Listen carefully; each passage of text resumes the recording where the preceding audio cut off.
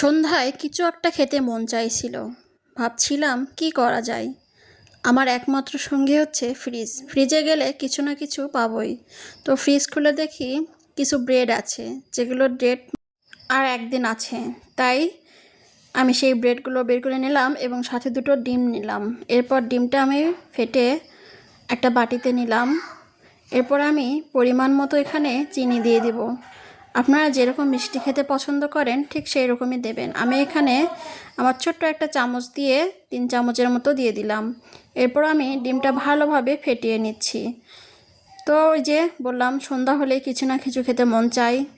আর যেহেতু বাবু অসুস্থ, ভাবলাম ও খাবে আমিও খাবো। তো ডিমটা আমার ফেটানো হয়ে গেছে। এবার আমি চুলায় একটি ফ্রাই প্যান বসিয়ে দিলাম এবং একে একে সেই ব্রেডগুলো ডিমগুলোর মধ্যেও ভিজিয়ে আমি তেলের মধ্যে দিয়ে দেব। এভাবে আমি সবগুলো ব্রেড ভেজে নেব।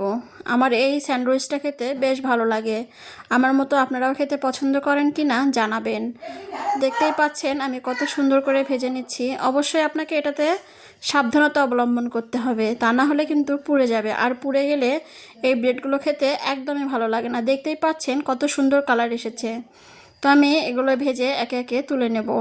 আর নিচে অবশ্যই একটা টিস্যু পেপার দিবেন, তাতে বাড়তি তেলটুকু শুষিয়ে নেবে। তো যাই হোক, আমার সন্ধ্যার নাস্তা হিসেবে ছিল এই ডিম অমলেট বা স্যান্ডউইচ। আপনাদের কাছে কেমন লেগেছে অবশ্যই জানাবেন।